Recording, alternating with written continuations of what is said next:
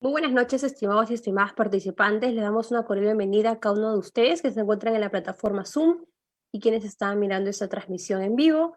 El día de hoy nos acompaña la doctora Olga María Castro Pérez Treviño, quien es abogada por la Pontificia Universidad Católica del Perú y magíster en Derecho Civil, Convención en Familia por la Universidad Femenina del Sagrado Corazón, UNIFE. Cuenta con más de 20 años en la especialidad de Derecho de Familia, Procesal Familiar y Derecho de los Niños, Niñas y Adolescentes. La doctora Olga es docente en la Academia de la Magistratura, en la Universidad Femenina del Sagrado Corazón y también se desempeña como conciliadora extrajudicial. Actualmente, la doctora Olga es presidenta del Instituto de Familia de la Facultad de Derecho de la Universidad Femenina del Sagrado Corazón y también es editora de la revista Persona y Familia. Le damos una cordial bienvenida a la doctora Olga, que ya se encuentra en la plataforma Zoom. Ella disertará la conferencia magistral titulada La disposición de los bienes sociales por uno de los cónyuges en el octavo pleno casatorio civil. Su tiempo, por favor, doctora. Hola, buenas noches. Yo no sé si me ven en la pantalla, Sí, pero ¿sí? Ok. Buenas noches, agradezco muchísimo al Instituto de Capacitación Jurídica que ha tenido la gentileza de invitarme. Y bueno, hoy día, y agradezco muchísimo la atención de ustedes también, de cada uno de ustedes. Hoy día me toca conversar, exponer y luego probablemente me hagan algunas preguntas sobre la disposición de los bienes sociales por uno de los cónyuges y el octavo pleno casatorio. Nosotros en realidad tendríamos que empezar, y eso es lo que por lo que voy a iniciar, la parte teórica o quizás la parte conceptual y legal de lo que es la disposición de los bienes sociales por uno de los cónyuges, para luego pasar al octavo pleno casatorio y veremos pues de un pequeño análisis qué estuvo bien y qué estuvo mal, qué es concordante con la ratio legis de la disposición de los bienes sociales por uno de los cónyuges y qué se escapó en este pleno de estos supuestos que están en el Código Civil, y mientras se estrega el Código Civil es ley para nosotros. Antes que nada, habría que precisar algunos términos debido a que en muchas ocasiones se utiliza, por ejemplo, el nombre sociedad conyugal y se entendería como una persona jurídica, no se sabe si se refiere a la pareja matrimonial, y esto ocasiona confusiones incluso en la jurisprudencia. En realidad es sinónimo de pareja conyugal. Querría decir que cuando uno habla de la disposición de bienes sociales por uno solo de los cónyuges, no está interviniendo la pareja conyugal. Y veremos que de acuerdo a nuestra normativa deben intervenir ambos, la pareja conyugal o uno de ellos con poder especial del otro, poder especial del otro. La otra pregunta que comúnmente se nos hace es si la sociedad de gananciales es una persona jurídica distinta de los cónyuges o a los cónyuges. No, la sociedad de gananciales es un régimen legal de bienes. No se le puede decir o atribuir la calidad de una persona jurídica, pues no tiene la calidad de una institución, es más bien un régimen de bienes, pues o sea, no tiene las características como podría ser un patrimonio, etcétera, no. Es un régimen de bienes que regula las relaciones patrimoniales entre los cónyuges y terceros, o sea, son las normas regulatorias de las relaciones patrimoniales entre los mismos cónyuges y terceros. Es importante señalar, a propósito de lo que conversaremos más adelante, que está integrada, como ustedes saben, por dos patrimonios: el patrimonio propio de cada cónyuge, que está formado por bienes y deudas sociales, o deudas propias, perdón, bienes y deudas propias, y el patrimonio social, denominado autónomo también en la literatura al respecto, integrada por bienes y deudas sociales. En esta noche nosotros nos vamos a ocupar de una parte del patrimonio social, que son los bienes sociales y su disposición, que ha dado razón al octavo pleno casatorio después de haber operado mucho tiempo. Es importante señalar qué alcance tienen los bienes sociales, o sea, para qué se les ha considerado dentro del régimen de sociedades gananciales. Están afectados al interés de la familia. Quiere decir que estos bienes no pueden disponerse libremente por los cónyuges, porque tienen un fin, que es el interés de la familia en lo que significa levantar las obligaciones y las cargas sociales. Por cargas sociales, como saben, es por ejemplo el pago del colegio, el pago de los tributos, etcétera. Y las obligaciones sociales son mayores, por ejemplo, el préstamo hipotecario, por ejemplo, gravar el bien, etcétera.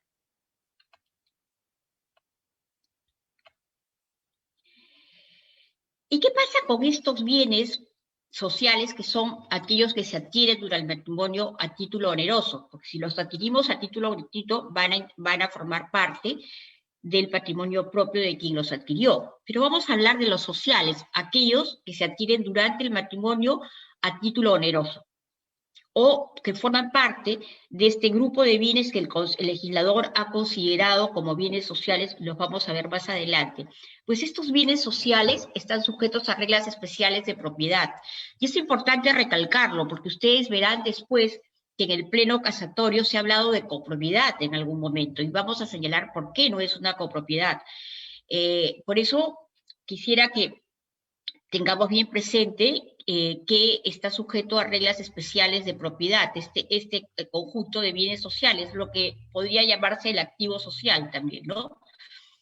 Alrededor de este pequeño preámbulo que hemos hecho, surgen cuestionamientos, y en realidad no es solo alrededor de él, es a través de la aplicación de las normas, de los actos cotidianos, de los procesos judiciales. Hay diferentes posturas y diferentes situaciones que se generan en torno a varios cuestionamientos, pero a propósito del octavo pleno casatorio tendríamos que centrarnos en 3 cuestionamientos principales.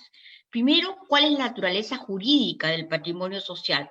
Como sabemos, ya lo hemos señalado también, está formado por el activo y el pasivo. Activo, las deudas, pasivo, las deudas sociales, y activo, los bienes sociales.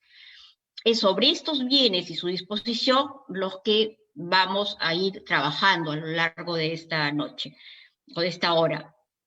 Un segundo cuestionamiento es la titularidad individual de los bienes de los cónyuges sobre los bienes sociales, o sea, cuántos somos propietarios o no de los bienes sociales. Si estamos casados bajo un régimen de sociedades gananciales, ¿nos pertenecen los bienes por mitad? ¿Cómo nos pertenecen? ¿En qué forma son? ¿En qué manera podemos disponer de ellos? Y esto nos lleva al tercer cuestionamiento, la disposición de un bien social sin la intervención de uno de los cónyuges.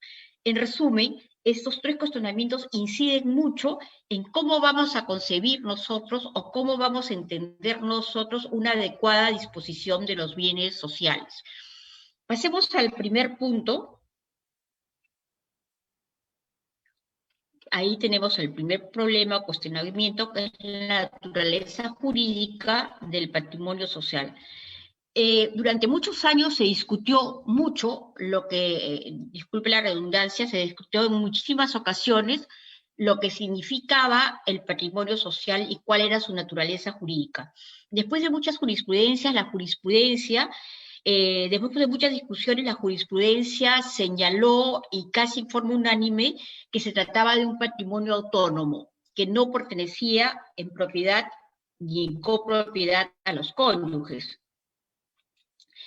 ¿Y qué es este patrimonio autónomo? ¿Cómo señalar el concepto de patrimonio autónomo? ¿Cómo entenderlo? Como dice la diapositiva, el patrimonio autónomo es cuando una o más personas ejercen sobre él una titularidad limitada por encontrarse afecto a un fin específico señalado por el acto constitutivo o la ley. Si nosotros hacemos un símil con el patrimonio social dentro del régimen de sociedades gananciales, vamos a tener que se trata de un patrimonio que no pertenece a los cónyuges y que está hecho, dedicado a cumplir ciertas funciones y a un fin específico, y cuyas funciones son levantar las obligaciones y cargas sociales en interés de la familia. El patrimonio, durante la vigencia de las sociedades gananciales, el patrimonio social no está en función del deseo ni de cubrir las necesidades de cada quien en forma individual, como si fueran personas que tienen patrimonios separados. No, el patrimonio autónomo, cuando hablamos del patrimonio social, Estamos hablando de un patrimonio que sirve para levantar las cargas y obligaciones sociales en función del interés familiar. Acá no vamos a discutir quién, por ejemplo, sabemos que los sueldos, los ingresos laborales forman parte del patrimonio social. No está en discusión quién lo trajo, qué cantidad trajo uno o el otro cónyuge a integrar con este sueldo el patrimonio social. Lo que está, digamos, lo que es claro es que de acuerdo a nuestra normativa, esos sueldos van a formar parte del patrimonio social y van a servir para levantar las necesidades del hogar, alimentos de los hijos, pagos de colegio, alimentos de los propios cónyuges, y no importa con qué aportó, cuánto aportó cada uno, los dos van a comer igual, van a vivir en la misma habitación, etc. O sea, ese patrimonio se va a incrementar con una serie de bienes que los vamos a ver en unos momentos, pero que pertenecen como hemos dicho, a los cónyuges en calidad de patrimonio autónomo, pero no es a los cónyuges individualmente, es a los cónyuges como pareja conyugal, ¿no es cierto? Y ellos van a ejercer sobre él una titularidad limitada, es decir, en realidad lo que pasa con los cónyuges es que se va a hacer efectiva la titularidad cuando se liquide el régimen de sociedades gananciales. Mientras tanto, lo único que tienen es una expectativa de derecho. Ellos no pueden disponer de nada sin la intervención del otro cónyuge. Y, como repito, es un patrimonio dedicado, este patrimonio social, estos bienes sociales, está dedicado al interés de la familia. Acá he hecho un croquis pequeño que quizás nos ayude a entender más lo que voy señalando. Y pongo ahí el esposo, que el marido, que tiene un patrimonio propio, la cónyuge, mujer, que tiene un patrimonio propio, y un patrimonio común y social formado por los bienes que se adquieren durante el matrimonio a título oneroso. Y bueno, aplicando además algunas presunciones que veremos más adelante. Esto, ¿qué pasa cuando uno de los cónyuges adquiere un bien durante el matrimonio a título oneroso? Por ejemplo, los sueldos o la CTS. La CTS también forma parte del patrimonio social a partir del matrimonio civil. Entonces, esa CTS que se retira del banco y que constituye patrimonio social a partir del matrimonio civil, lo anterior es propio. Si yo retiro toda, voy a hacer una operación matemática, y lo que es anterior al matrimonio civil va a pertenecer a mi patrimonio propio, pero lo que es posterior va a integrar el patrimonio común o social, sobre el cual yo no tengo una titularidad exclusiva. La pareja conyugal son titulares de este patrimonio autónomo de una calidad especial que en realidad, por sus características propias, se va a hacer efectivo el derecho de propiedad a la liquidación del régimen. Antes solo hay una expectativa de derecho. Entonces, este patrimonio común y social, como hemos dicho, va a estar afectado al interés de la familia y sirve para levantar las cargas familiares y las obligaciones sociales, 316 y 317 del Código Civil. Entonces, que tendremos que concluir que, por ejemplo, en el ejemplo dado, si estamos hablando de una CTS producto de años de trabajo de la esposa o de la concubina, porque este régimen se aplica también a las uniones de hecho propias, pues no podrá decir que con su CTS ya va a comprar una casa y esa casa va a ser propia. Ojo, le tendremos que contestar a ella. Si vas a comprar una casa con el íntegro de tu CTS, vamos a tener que deslindar dos situaciones. ¿Cuánto adquiriste hasta antes de casarte y cuánto adquiriste después de casada? Lo que has adquirido antes de casarte es propio y por lo tanto si lo inviertes en una casa, esa parte proporcional va a ser propia. Pero lo que adquiriste después de casada tiene la calidad de bien social y por lo tanto lo que adquieras, la casa que adquieras después de casada con CTS que se produjo durante el matrimonio, no es propia, es social, por un principio de subrogación. Entonces, es bien importante poder entender este tema para entender después el octavo pleno casatorio y algunas dificultades que ha presentado, ¿no? Y ha merecido críticas, exposiciones de diferentes especialistas, entre otras cosas, ¿no? Pero bueno, ¿cuáles son las características de este patrimonio social al que se denomina, el que hemos denominado, y en realidad en la jurisprudencia también se ha, se ha, digamos, así lo vienen denominando? Está conformado, como decíamos, por un conjunto de bienes y obligaciones sociales, y este patrimonio social tiene su propia regulación. No vamos a aplicarle las normas de propiedad del libro de derechos reales.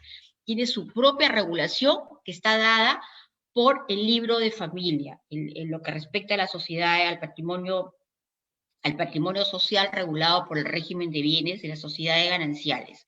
Entonces, vamos a tener en este patrimonio, repito, un conjunto de bienes y obligaciones que lo integran, y este patrimonio social está regulado por las normas propias del libro de familia. Nosotros no vamos a poder ir a regularla o poder discernir un problema de relevancia jurídica con las normas de derechos reales. Tienen su propia regulatoria, tiene sus propias características de propiedad. Un segundo tema que abordábamos o pensamos abordar esta noche es la titularidad individual de los cónyuges sobre los bienes sociales.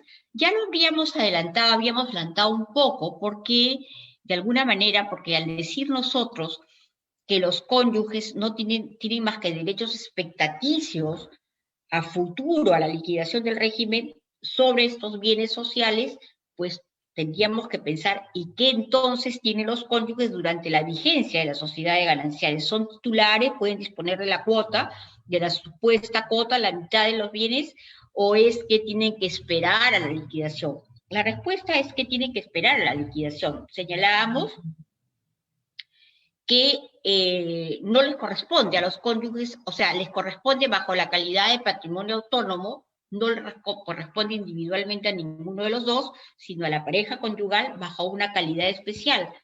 Y esta calidad especial está generada por el tipo de titularidad que tienen o de derecho de propiedad.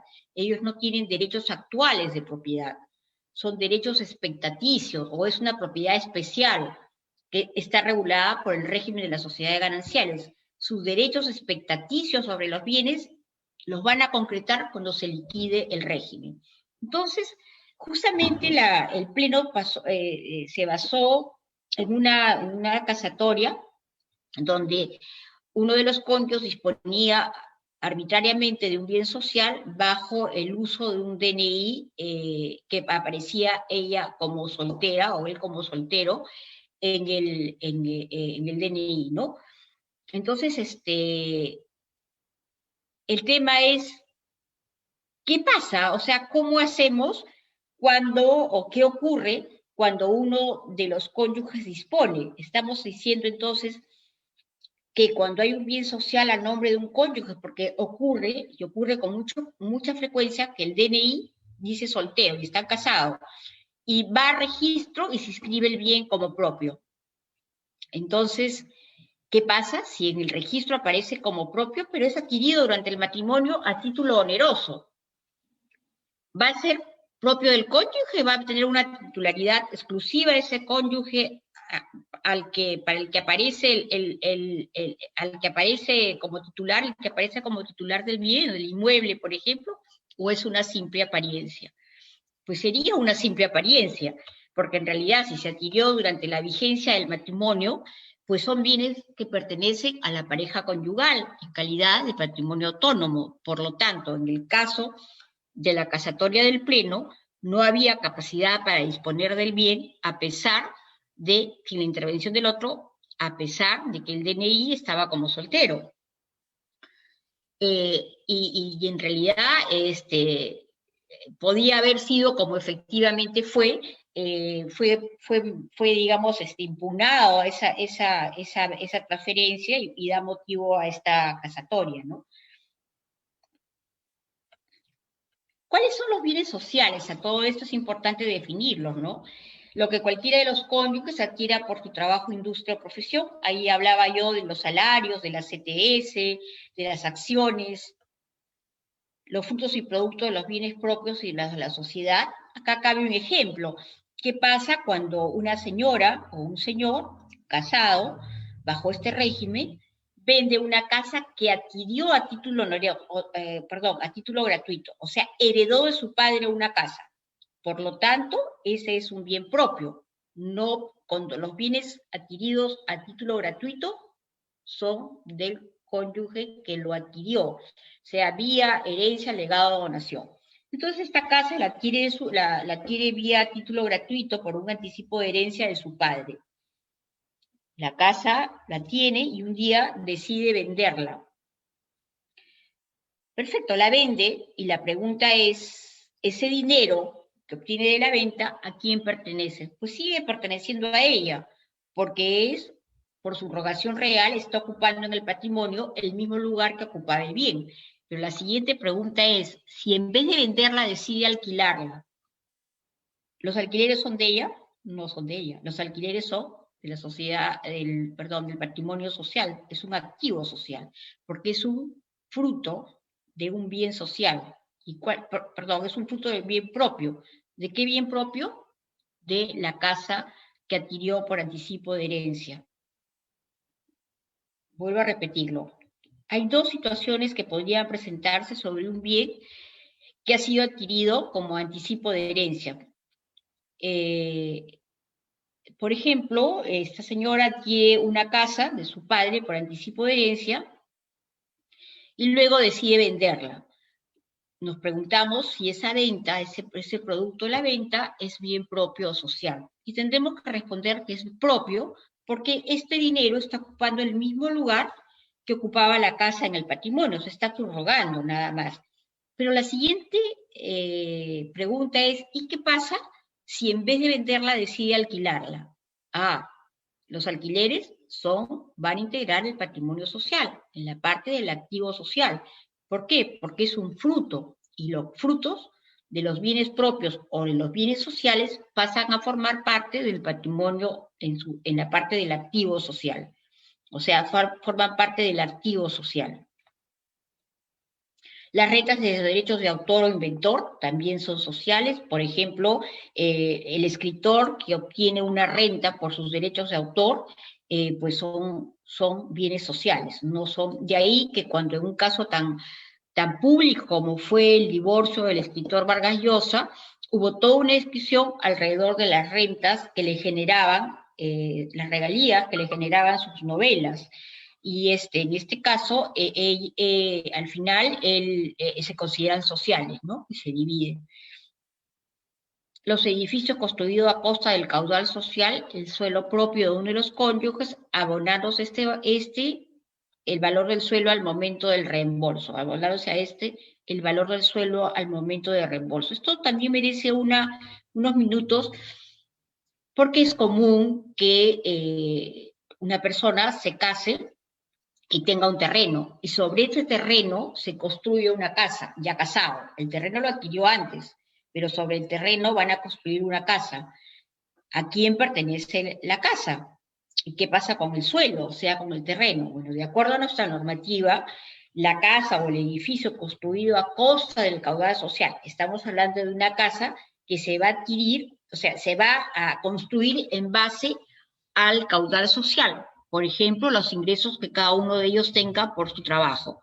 Entonces, esta casa es social de todas maneras, pero la norma nos dice que además el sueldo propio, o sea, el sueldo donde se fue construido, si es propiedad de los cónyuges, forma una sola unidad inmobiliaria y por lo tanto todo es social. Y hay que abonarle al cónyuge propietario del terreno el valor que tiene al momento de que se le va a reembolsar ese dinero, ¿no? Entonces, acá hay muchas dudas, muchas veces las preguntas, las consultas vienen porque es, doctora, yo construimos sobre un terreno que yo heredé de mi padre, pero entonces el terreno es mío y la casa es de la sociedad conyugal. No, es una sola unidad mobiliaria. A ti hay que pagarte el valor del terreno en el momento que tenga, al momento de reembolsarte. Pero el edificio construido a costa del caudal social y la condición que sea a costa del caudal social, en suelo propio de uno de los cónyuges, toda la unidad inmobiliaria es social.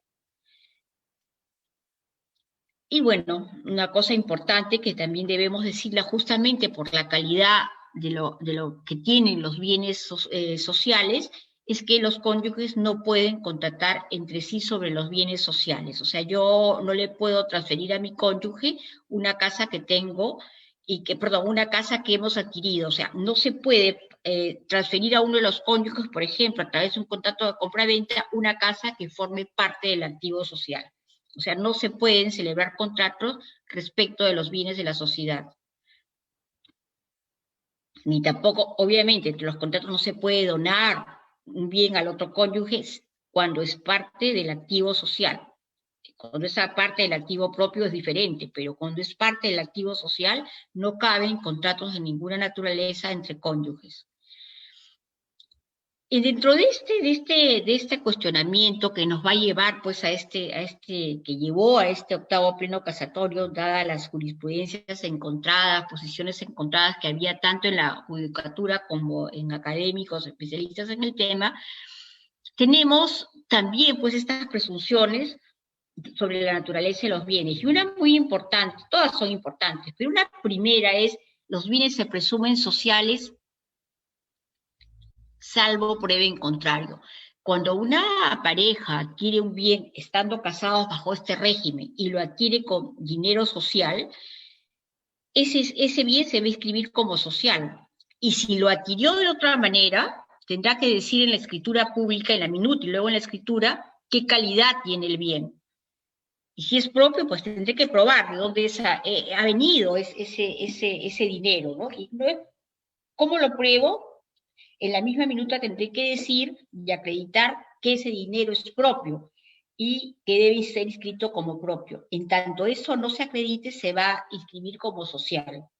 Entonces es importante señalar, los bienes se presumen sociales. Todos los bienes que se adquieran del matrimonio, durante el matrimonio se presumen sociales. Y que hay que demostrar lo contrario para poder inscribirlos a nombre de uno de los cónyuges. Por eso es que en esta casatoria que da origen al pleno, en realidad el bien estaba inscrito a nombre de uno de los cónyuges. El tercero adquiere su bien, supuestamente bien, ¿no? Pero sabía el cónyuge que no era el bien, ese bien había sido adquirido durante el matrimonio y así se probó en el proceso. Entonces, ahí viene todo el cuestionamiento y viene el pleno, ¿no? Siendo un bien que era social, debió intervenir la cónyuge. ¿Cómo lo inscribieron como propio? Probablemente en ese momento hubo un error en el registrador, de repente no se acreditó bien, no sabemos. Hoy los notarios exigen una cláusula de intervención del cónyuge en el caso de un bien que se adquiere con dinero propio, producto de una herencia, por ejemplo. Ok, se adquiere el bien, pero hay una cláusula de intervención del cónyuge no propietario del dinero en que señala que tiene conocimiento de que ese dinero es propio de su cónyuge, que se adquiere el bien en calidad de propio y que es producto de una herencia, por ejemplo, ¿no? Y entonces habrá que inclusive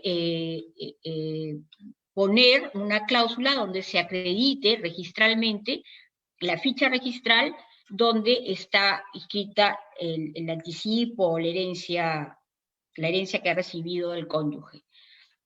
Si no, se le va a aplicar la norma de es un bien social mientras no se pruebe lo contrario. Bueno, tenemos otras presunciones que no dejan de ser importantes. Los bienes sustituidos o subrogados a otros se reputan de la misma condición de los que sustituyeron o subrogaron. Y esto es lo que yo les decía, si una persona recibe una herencia y con eso compra una casa por la misma cantidad de dinero, con la misma cantidad de dinero, pues esa casa tiene la misma calidad de ese dinero, y ese dinero tenía la calidad de un propio. Lo único que ha ocurrido en ese activo social es que he sustituido el dinero por la casa. Y finalmente, la otra presunción que tenemos es que si vendido alguno bien cuyo precio no consta haberse invertido, se compró después otro equivalente, se presume que la adquisición posterior fue hecha con el producto de la enajenación anterior. Estamos hablando de un bien que se vende y que en ese momento no se invierte, y pasado un tiempo, ese monto se invierte en un bien similar o de valor similar.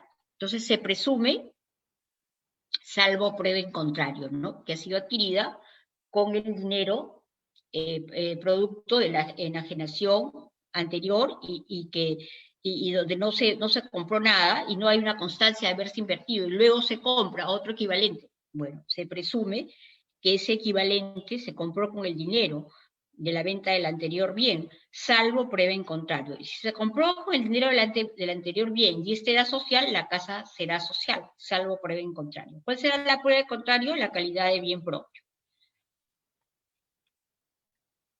¿Y qué tipo de derechos entonces tienen los cónyuges sobre estos bienes sociales? Ya habíamos señalado que es un patrimonio autónomo sobre el cual los cónyuges tienen derecho a futuro, derecho a la liquidación del régimen, antes no, cuando sea la liquidación, pues después de pagar las deudas y obligaciones sociales, de devolver los bienes propios a la masa, va a quedar una cantidad.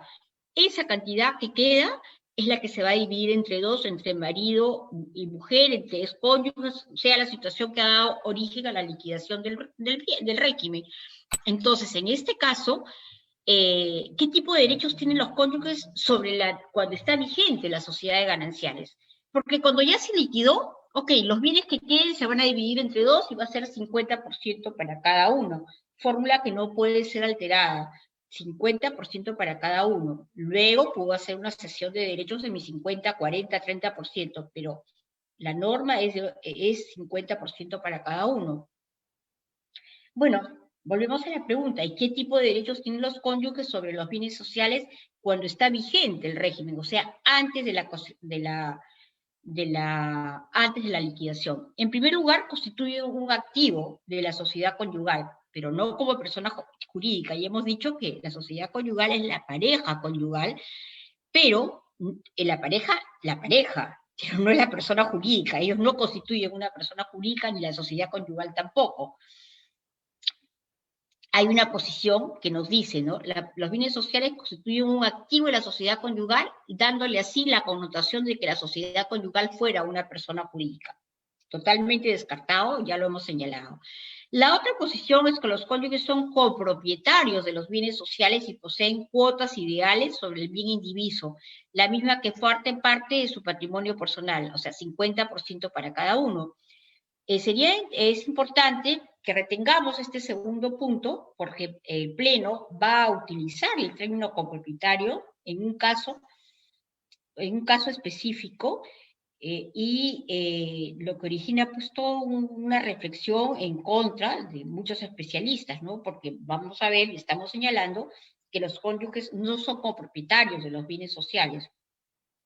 O sea, no poseen cuotas ideales sobre el bien, no pueden transferir nada del bien sin la intervención del otro, no son propietarios. O sea, tienen una calidad de propiedad, digamos, no son propietarios en los términos del libro de derechos reales, o sea, la propiedad tradicional. Son propietarios de la forma en que está, de acuerdo a las normas de la propiedad del régimen de bienes de la sociedad de gananciales, que está prevista en el Código.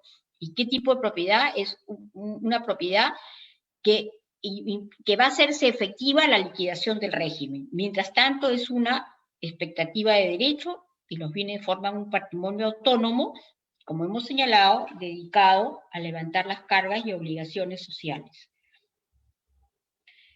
La otra postura en la jurisprudencia en algún momento que fue muy rápidamente descartada, que pertenecían globalmente a los cónyuges bajo la figura de la copropiedad germánica. Fue descartada porque en nuestro código no está previsto este tipo de copropiedad.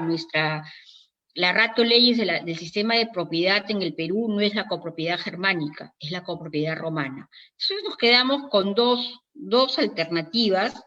La primera, que se señala que el patrimonio social es un activo de la sociedad conyugal, que la hemos negado, que son copropietarios los cónyuges del activo social, también no estamos de acuerdo con ella, y finalmente tenemos una cuarta posición, que es la que tomó la judicatura y la que toma y la que se toma hasta ahora se mantiene, que es la que hemos estado señalando que se trataría de un patrimonio autónomo, ¿no?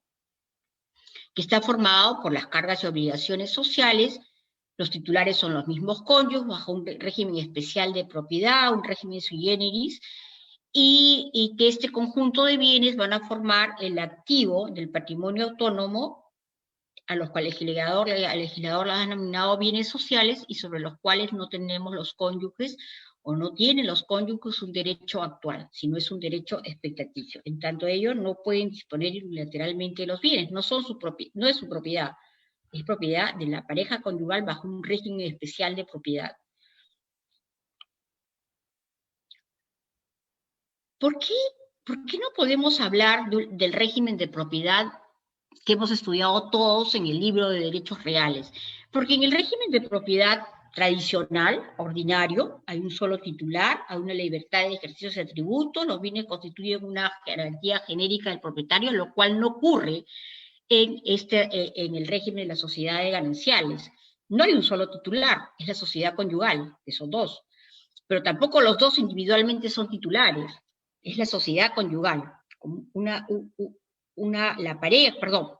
la pareja conyugal, o la que podríamos denominar, como hemos dicho al principio, la sociedad conyugal, ¿no? Pero esta pareja conyugal es la pareja, no es cada cónyuge titular de la mitad de los bienes. Tampoco pueden ejercer los atributos de la propiedad, no se pueden disponer de los bienes unilateralmente, gravarlos, tenemos normas específicas que nos los impiden, y tampoco van a constituir una garantía genérica para las deudas personales del otro cónyuge. ¿Y por qué no puede ser una propiedad? Porque de acuerdo a las características de las normas de copropiedad, hay más de un titular, coexisten derechos individuales y derechos en común, hay unidad de objetos, pluralidad de sujetos, por lo cual acá no ocurre. Acá no ocurre, y en realidad pensar en una copropiedad implica pues desnaturalizar el régimen de bienes, que esto ha ocurrido en alguna parte del pleno casatorio, ¿no? Repito, coexisten derechos individuales y derechos que se ejercen en común, lo cual no ocurre en el régimen de sociedades gananciales respecto al activo social. Pluralidad de sujetos y unidad de objetos. Acá no hay una unidad de objeto, hay varios, integra varios bienes este activo social.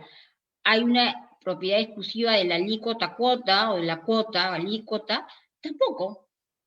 O sea, a los cónyuges no les pertenece la mitad de los bienes hasta la liquidación. Por lo tanto, mientras esté vigente el régimen, no se puede disponer de la cuota. Y tampoco hay un derecho exclusivo de uso, ¿no? O sea, digamos, el copropietario puede tener o tiene un derecho exclusivo de uso sobre la cuota ideal que le corresponde. En el caso de las sociedades gananciales, en el activo social, pues esto no ocurre, porque no hay una propiedad actual, hay una expectativa de derecho únicamente. Tampoco pueden disfrutar su cuota porque no existe la cuota ideal. Tampoco les cabe acciones posesorias, reivindicatorias, interditos, no cabe respecto al patrimonio o activo social. Veo que hay algunas preguntas, les pediría que las guardemos para el final de la exposición. Gracias. Entonces, ¿cómo es este patrimonio autónomo? Hemos descartado que esté regulada por las normas de propiedad ordinarias, léase libro de derechos reales, hemos descartado que sea una copropiedad, hemos descartado que pertenezca a la sociedad conyugal como persona jurídica, y nos queda la última alternativa, que es la acogida, mayoritariamente, diría casi general. Dice que los cónyuges son titulares bajo un régimen especial regulado por las reglas de gananciales. Y el régimen especial hace que no tengan cuotas individuales, sino sean titulares bajo la pareja conyugal, y repito, con una expectativa de derecho de propiedad que se va a concretar en el momento de la liquidación del régimen. Y ojo, esa segunda característica, actuando conjuntamente, salvo excepciones, los cónyuges pueden realizar actos o contratos que comprometan los bienes del patrimonio autónomo. ¿Cuáles excepciones? Por ejemplo, la venta de un bien mueble. para la adquisición de un inmueble, disculpen, adquirir, o sea, con dinero social se adquiere un bien mueble, ¿no? Lo cual también tiene sus críticas. Pero bueno, en términos generales van a actuar conjuntamente para realizar actos o contratos que comprometan los bienes del patrimonio autónomo. Y ahí viene el pleno. O sea, pueden los cónyuges realizar un contrato sobre un bien social, como es una transferencia. No pueden, porque no les corresponde unilateralmente a ninguno de los dos, tampoco en copropiedad, y tienen que esperar la liquidación del régimen, y lo que quede en liquidación se lo van a dividir mitad a mitad, y ahí recién tienen un derecho de propiedad actual. Antes no pueden disponer, porque la norma dice que deben intervenir conjuntamente y no tienen derechos individuales disponibles, como ya lo hemos venido señalando. Y acá me permití hacer nuevamente el esquema, pero ahí ya le agregué una premisa más. Tenemos un vendedor, un señor, el esposo, el marido, el concubino, el nombre que le queramos dar, una casa, tenemos una señora, que es la esposa, la concubina, y tenemos una pareja matrimonial que está conformada por el señor y la señora y forman la sociedad conyugal. El tema es que este señor vendedor va y le vende al señor una casa, pero esta casa el señor la adquiere con dinero que tenía él, producto de CTS que había retirado, porque para retirar la CTS no necesito la intervención de mi cónyuge, por más que sea generado durante el matrimonio. Entonces él retira la CTS y compra una casa. Pero ojo, la CTS, ¿qué calidad tiene? Social. Entonces la señora se pregunta, y le pregunta al abogado, ¿esa casa es solo de mi esposo? Esa casa, ¿qué va a pasar conmigo? Él ya se gastó toda la CTS y el único bien que vamos a tener es la casa, es una casa porque no tenemos más bienes. Y él dice que es de él, no es de él. Esa casa pertenece al patrimonio, lo que hemos denominado a la sociedad conyugal, y va a formar un patrimonio autónomo. Por lo tanto, esa casa es parte del activo social. Entonces, señora, no se preocupe porque su sociedad conyugal ha obtenido un bien. ¿Con qué? Con el producto de la CTS que su marido generó desde el matrimonio civil a la fecha de adquisición.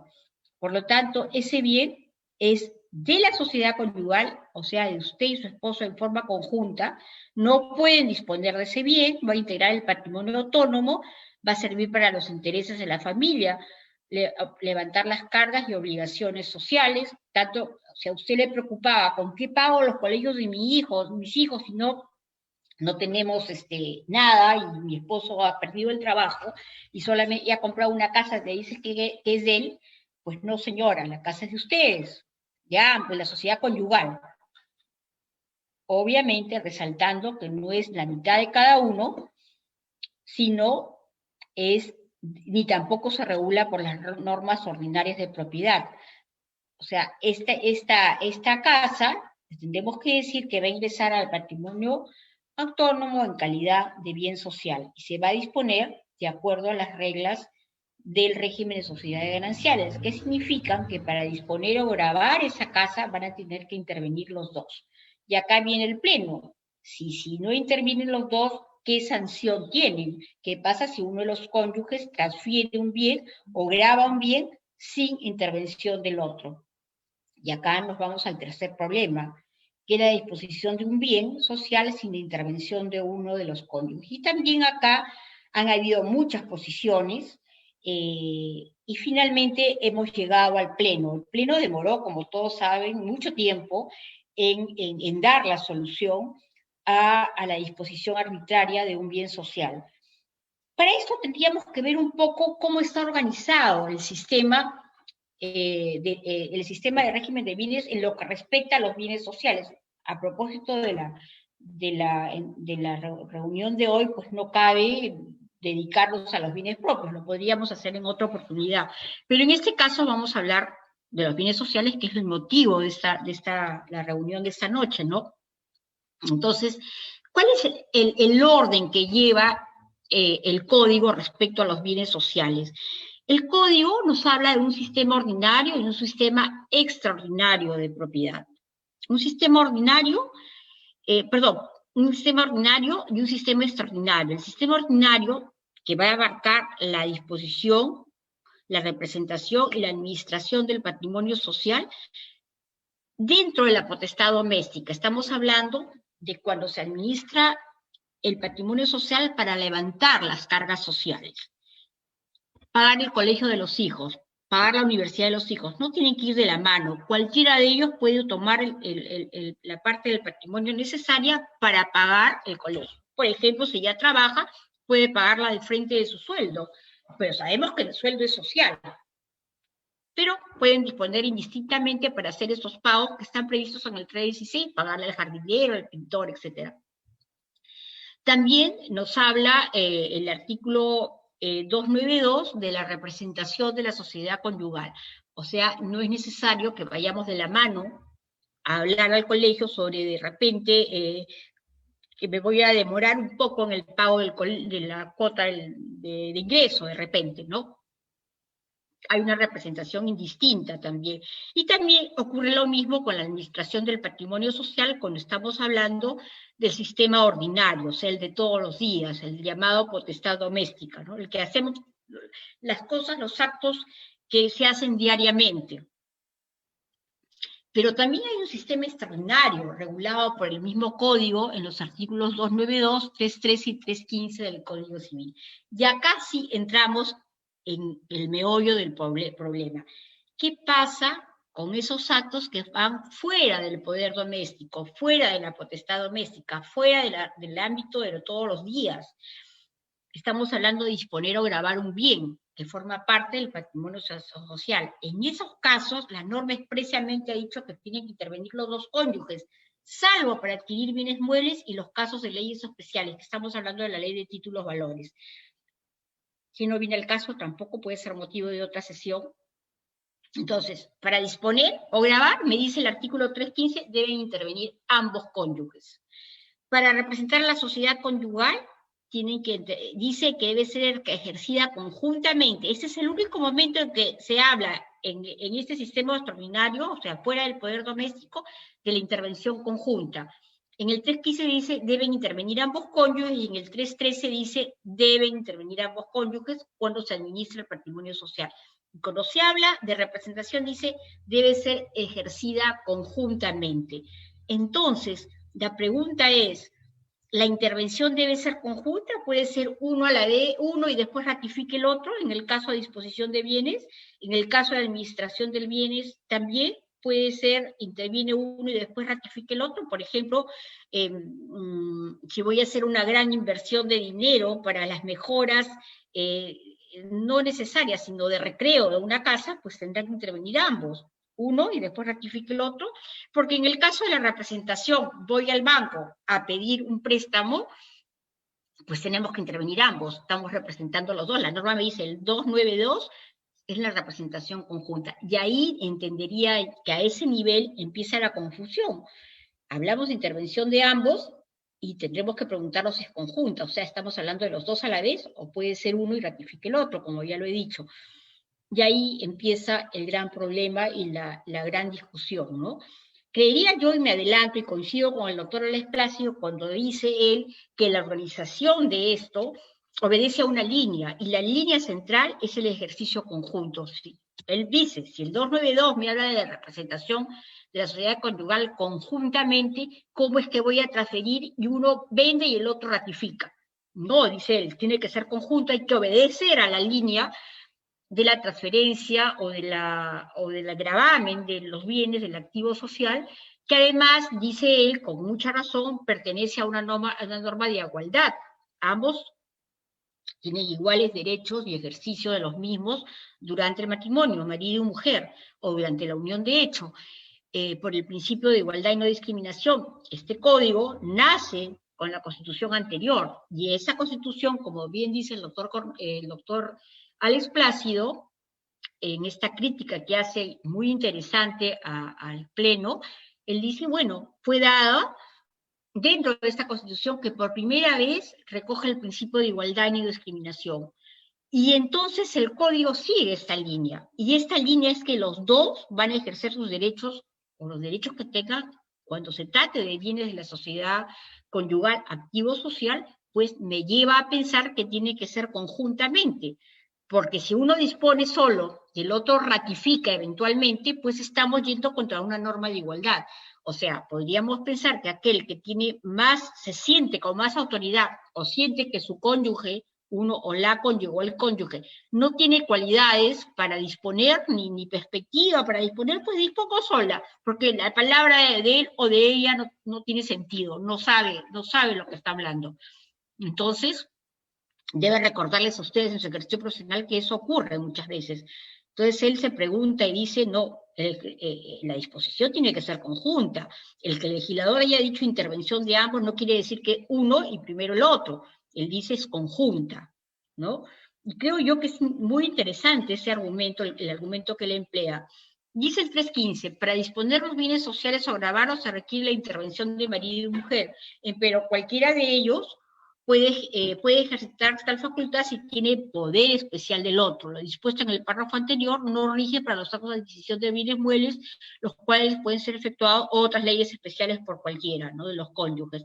Pero interesante, poder especial, quiere decir que si a mi cónyuge yo no le otorgué un poder especial de disposición de bienes sobre el bien que tengo que describir en el poder, no hay capacidad para que él disponga del bien solo. O sea, si yo le otorgué un poder, pues ok, a través de ese poder especial tengo la facultad de disponer, o mi cónyuge, o mi concubino, tiene mi compañero, como se le diga, tiene la facultad de disponer de ese bien, porque yo le he otorgado un poder especial sobre ese bien, le he dado la facultad para disponer del mismo o grabarlo en su caso, ¿no? Entonces, ¿qué se desprende de esto, de este artículo? Es la necesaria intervención de ambos cónyuges. Y ahí yo agregaría, si es que nos vamos al pleno, la intervención conjunta, y si seguimos la línea que ha trazado, por ejemplo, Alex Palacio, que fue uno de los amicus y del cual se tomó una de las tesis, pues la intervención tendría que ser de ambas cónyuges en forma conjunta. Hasta antes del pleno, pues había serias dudas, y vamos a hablar de una de ellas después. Y para adquirir bienes muebles no necesita la intervención de ambos, ni para bienes inmuebles. O sea, cuando dispongo, cuando vendo, sí, pero cuando adquiero, aparentemente no necesito la intervención de ambos. Norma cuestionable también, porque si yo adquiero un inmueble y dispongo gran cantidad de dinero, que es del activo social, pues estoy haciendo una disposición que ameritaría y que en la práctica se da, que intervengan los dos, porque realmente estamos disponiendo de una cantidad de dinero muy grande para adquirir un inmueble, ¿no? Pero bueno, tampoco es motivo de esta noche, solo lo dejo planteado. Y esta norma, para algunos solo se tendría un carácter imperativo, pero tendríamos que añadirle que para otros es una norma de orden público. Y esta ha sido la tesis recogida por la Judicatura en el Pleno que nos convoca hoy día. Se señala que es una norma de orden público, no tiene carácter únicamente imperativo. Discutir sobre lo que es imperativo o norma de orden público y si unas tienen carácter imperativo y de orden público también es motivo de otro momento, ¿no? Pero lo importante es que para unos, en su momento la discusión ha sido imperativa o de orden público, pues el Pleno ha llegado a la conclusión, y así lo ha señalado como precedente obligatorio, que se deberá entender como norma de orden público. Y acá pues vinieron varias posturas hasta llegar a este Pleno. Una posición era que era nula la disposición de los bienes sociales por uno de los cónyuges por tratarse de una norma de orden público. Y esa es la que acogió el Pleno. Se señala que es una norma de orden público y por lo tanto es nula la disposición de un bien social sin la intervención del otro consorte, cónyuge o compañero.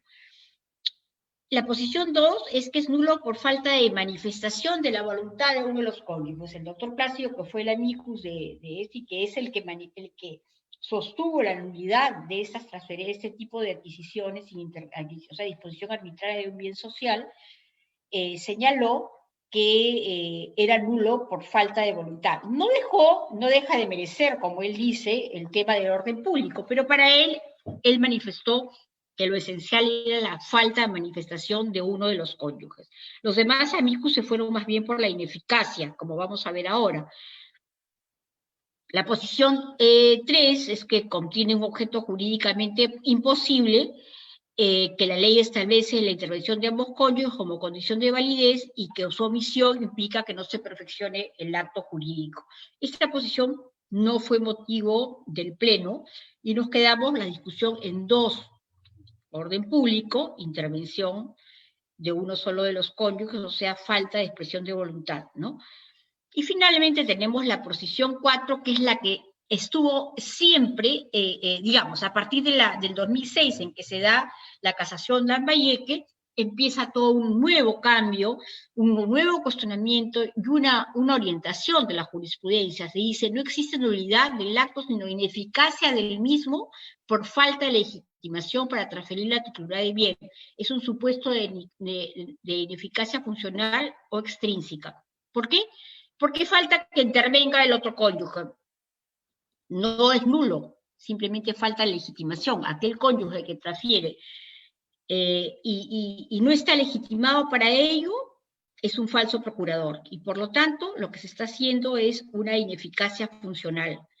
Se está cometiendo una ineficacia funcional y por lo tanto, el otro cónyuge puede ratificar esa transferencia y en ese caso va a ser válida. Si no la ratifica, es ineficaz y es nula.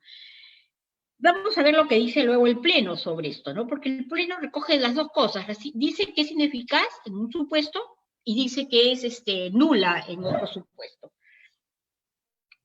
En la casación, Lambayeque, que es muy interesante, considerando cuarto, dice, conforme a lo establecido en el artículo 292, la sociedad se encuentra representada por ambos cónyuges, la misma que deberá ser ejercida de manera conjunta, atendiendo a ello, el artículo 315 establece, supuesto que no descarta la posibilidad de que uno de ellos le otorgue poder a otro, posibilidad legal que se encuentra recogida en ambos artículos, lo que conlleva a concluir que la presencia de ambos cónyuges en un acto de disposición o gravamen no supone un requisito de validez del acto jurídico, sino supone una adecuada legitimidad para contratar.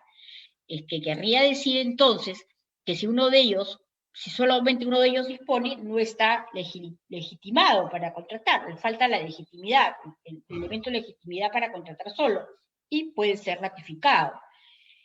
Es decir, la intervención de ambos cónyuges supone dar cumplimiento a un requisito de eficacia denominado legitimidad para contratar, lo cual implica el poder de disposición que tiene el sujeto en relación a una determinada situación jurídica. Tal supuesto resulta reconocido en el artículo 6.1 del Código Civil, el falso procurador. O sea, aquel que va más allá de lo que está legitimado, para lo que está legitimado. El Pleno se ha puesto en el lugar de la persona, del cónyuge al cual le da un poder especial, y él va más allá de ese poder y dispone de un bien. En ese supuesto, o sea, yo pondría otro supuesto. ¿Qué pasa si sin tener poder se dispone del bien?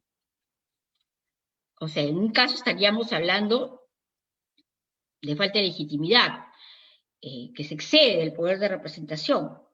Y ahí se señala que sería una ineficacia extrínseca. Cuando la otra posibilidad es que la entendamos cuando en una ineficacia intrínseca, o sea, cuando le falta digamos, un presupuesto en su constitución que altera el orden público y divide en la nulidad del acto jurídico, que sería la posición de que falte al orden público, o lo que señaló el doctor Plácido Velamicus, que falta la expresión de voluntad de uno de ellos. Entonces, en conclusión, en esta postura de la judicatura, que era única, en principio era única, y es la que iba marcando el derrotero, sería la ineficacia del acto que produce una incapacidad para producir sus efectos, bien porque ha sido mal constituido, y ahí tenemos la ineficacia intrínseca, por ejemplo, la falta de acuerdo de voluntades, o porque ciertas circunstancias exteriores impiden tales efectos, por ejemplo, la falta de legitimidad. La falta de legitimidad no está incluida entre las normas de orden público que significan la constitución de un acto jurídico válido. Acá sí habría el acuerdo de voluntades entre el vendedor y el comprador, pero no tendría legitimidad para hacerlo. en esta postura, ¿no? ¿Qué pasa con el octavo pleno casatorio? El octavo pleno casatorio establece 7 reglas vinculantes que los jueces deben seguir cuando advierten que solo un cónyuge sin intervención del otro dispone de los bienes sociales. Este pleno se dio el 20 de septiembre y a un mes de o sea, ya empezó a regir como obligatorio precedente para en los procesos judiciales donde la materia controversial o controvertida sea la disposición arbitraria de un bien social, sin intervención arbitraria, sin intervención de los cónyuges. ¿Cuáles son los precedentes? El derecho de propiedad es un derecho humano de primera generación y por lo tanto la protección de este derecho exige que se desestime cualquier conducto de artificio con el que se pretenda desconocerlo, afectando los derechos patrimoniales de las partes en el dominio de un bien que le pertenece en condición de un cónyuge. A esto hay una serie de críticas. Quizás una de las más fuertes es que el derecho de propiedad no es un derecho fundamental, no es un derecho humano. Los derechos humanos son pues la dignidad, el derecho a la vida, el derecho a la salud, el derecho al proyecto de vida, pero el derecho de propiedad no está dentro de los derechos humanos, el derecho a la libertad. Allí acá hay una crítica seria del concepto de lo que significa un derecho humano, ¿no? Realmente si revisamos la Constitución y los tratados de derechos humanos ratificados por el Perú, pues no hay ninguno en que diga que el derecho de propiedad es un derecho humano. El presidente dice, las normas que se aplican para la copropiedad en los bienes resultan ser aplicables supletoriamente cuando se trata de disposición indebida de los derechos que son inherentes a las sociedades gananciales. En la institución matrimonial, aun con existiendo este vínculo, los documentos personales de cada cónyuge no hagan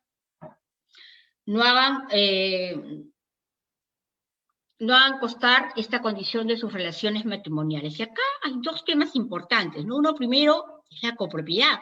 ¿Cómo es que voy a aplicar las normas de copropiedad si hemos señalado que no hay copropiedad y lo hemos demostrado? O sea, no hay las características de la copropiedad en los bienes sociales y resulta que aplicable supletoriamente cuando trata de disposición indebida de los derechos que están inherentes a las sociedades gananciales, la institución matrimonial, aún cuando existiendo este vínculo, los documentos personales del otro cónyuge no hagan constar su estado civil. Querría decir que cada vez que no hay un estado civil cierto que obedezca a la realidad en el DNI, pues voy a aplicar supletoriamente las normas de copropiedad, lo cual es un despropósito total, porque ya hemos señalado que no se pueden aplicar y hemos dado las razones legales, no solo lo que no es que nosotros tengamos la idea y sin argumentos legales o las normas, nuestro trato leyes de lo que es la propiedad en el Perú, ¿no? Y la copropiedad, en este caso, pues no es aplicable las normas de copropiedad. Por eso es que los críticos a este pleno lo señalan con tanta claridad. O sea, acá hay un despropósito. ¿Cómo es que vamos a aplicar las normas de copropiedad cuando uno de los cónyuges interviene y su DNI no es concordante con su estado civil? La tercera, las reglas de estructura del derecho de propiedad deben ser esencialmente orientadas a impedir en todos los casos el ejercicio abusivo de los derechos inmobiliarios de uno de los cónyuges, cuyo comportamiento a su sola iniciativa se impulse para tratar de disponer los bienes que pertenecen a las sociedades gananciales. Acá otro error, varios, pero uno que debemos recalcar a propósito de la reunión de hoy, es que dice que pertenecen a las sociedades gananciales. Las sociedades gananciales no es una persona jurídica, no tiene patrimonio propio. Los bienes pertenecen a la sociedad conyugal en calidad de patrimonio autónomo, no en copropiedad, no en propiedad real, propiedad bajo las normas del derecho reales, y por lo tanto, hablar de que pertenece a la sociedad gananciales es un gran error. La sociedad gananciales es un régimen. No estamos hablando de una persona jurídica. La actuación conjunta, dice el precedente de, a que se refiere el artículo 315 del Código Civil, constituye la regla para los actos de disposición de bienes sociales. ¿De acuerdo? Para disponer los bienes sociales, dice el precedente, se requiere que el acto de disposición intervengan ambos cónyuges en formato expreso del artículo 315 del Código Civil, como elemento constitutivo necesario para la validez del acto jurídico. Por ello, el acto de disposición de bien social realizado por uno solo de los cónyuges, sin la intervención del otro, es nulo por ser contrario a una norma operativa de orden público, según el artículo 8 del artículo 19 del Código Civil, concordante con el artículo 5 del título preliminar del acotado código. Acá también hay varios cuestionamientos. escuchaba al doctor Rómulo Morales cuando decía que no se trata de una norma de orden público, la del 315, porque más bien se puede tratar de una norma imperativa, pero no de orden público, porque el orden público va más bien a, digamos, proteger la sociedad, proteger la parte, digamos, la sociedad, ¿no?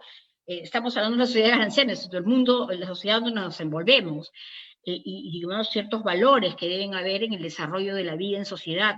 Entonces parecería que esta norma, su criterio, no está dentro del alcance de lo que significa orden público, que más bien solo se trataría de una norma imperativa, o sea, una obligación legal.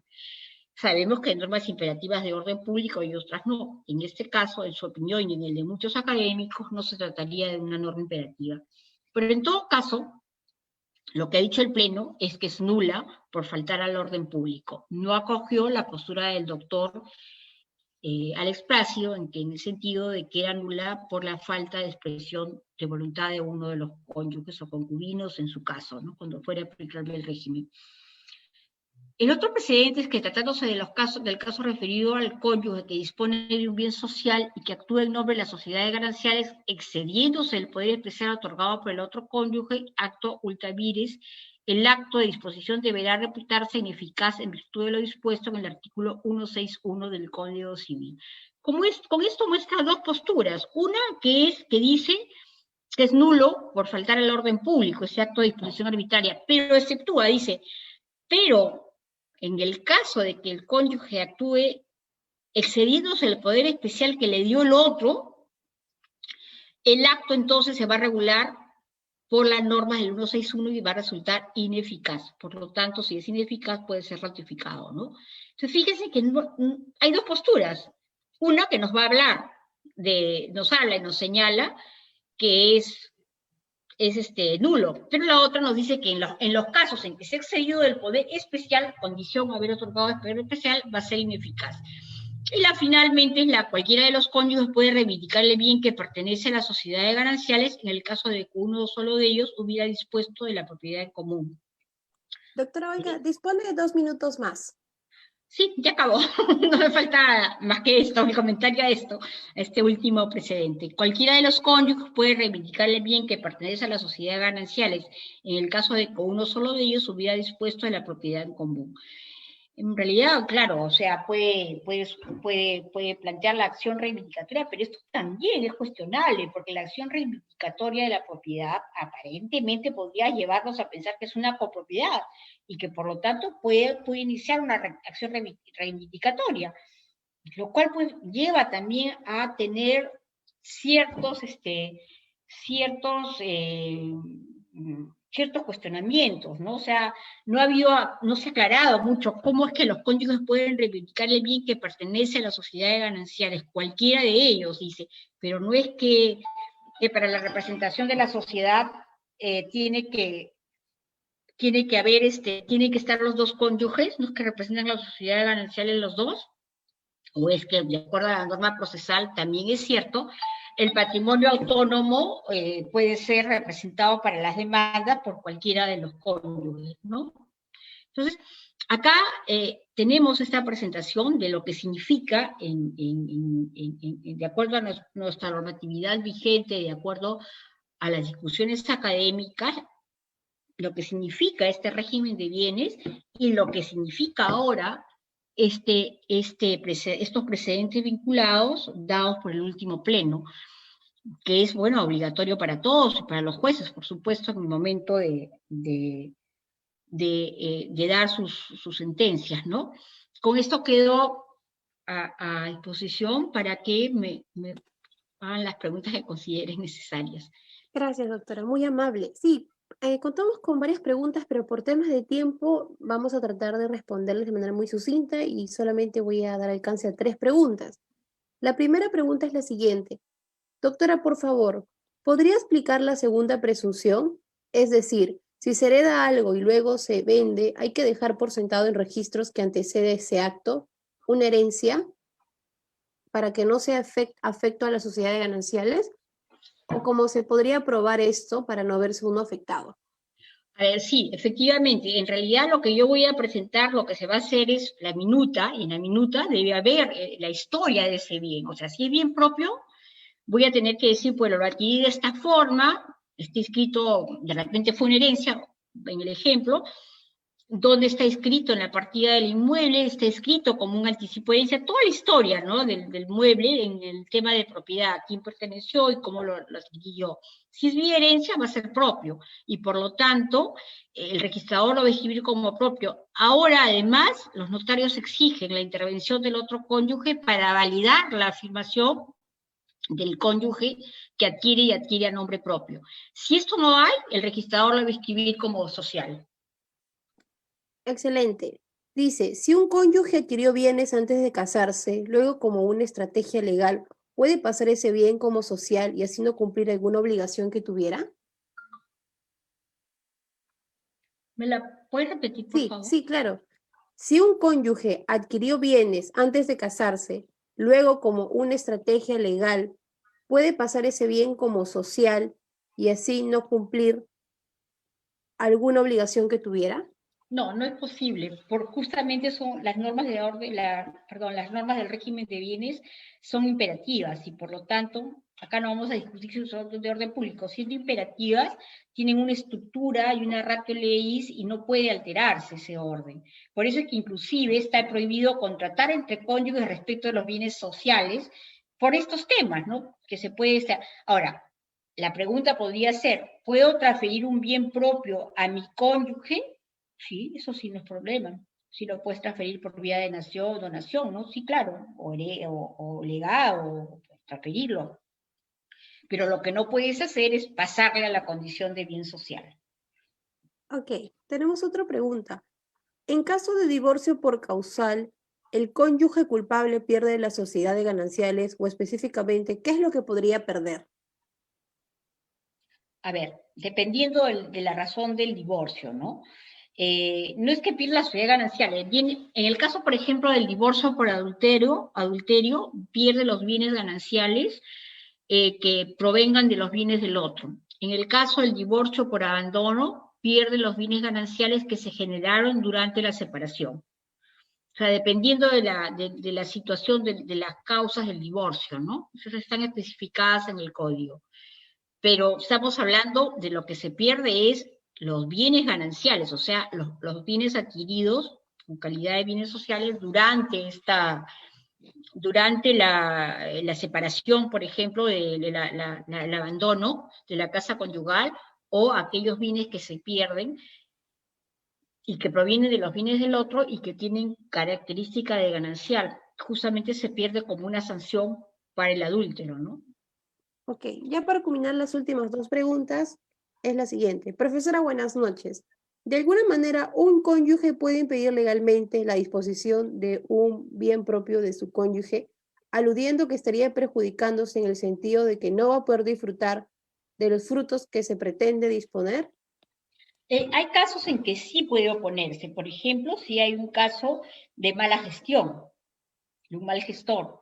Esto implica una disposición de los bienes indebidamente, poniendo en perjuicio, digamos, en situación difícil al patrimonio, o sea, perjudicando, ¿no? En esos casos sí puede oponerse a la transferencia de un bien por mal gestor, inclusive puede administrar el bien, ¿no? Puede pasar a su administración. Excelente. Y ya para culminar, una Perdón, pareja más... Sí, una cosa importante, si estamos hablando de un mal gestor, estamos hablando de una persona que, por ejemplo, un ebrio habitual va a tener que ser, de acuerdo a la nueva ley de discapacidad, va a tenérsele que, para tenerlo que interditar. Son unas normas de excepción que tiene el nombramiento de apoyos. Ahora se eliminó el tema de la interdicción, salvo para casos como el tema del mal gestor, por ejemplo, por el alcoholismo, etcétera, ¿no? Drogas. ok. Bien, tenemos una última pregunta aquí en la plataforma Zoom. Una pareja matrimonial tiene una casa adquirida dentro del matrimonio y está inscrito en registros públicos a nombre de ambos, pero el esposo ya no quiere seguir apareciendo en la ficha de registros públicos. ¿Bajo qué figura puede ceder su parte del bien?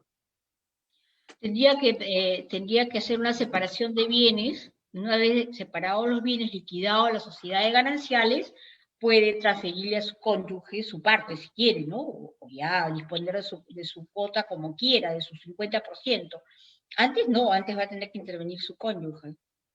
O sea, no hay forma de que él pueda evadir su nombre en la titularidad del bien, porque no puede transferir, no se puede hacer contrato entre cónyuges respecto de los bienes sociales.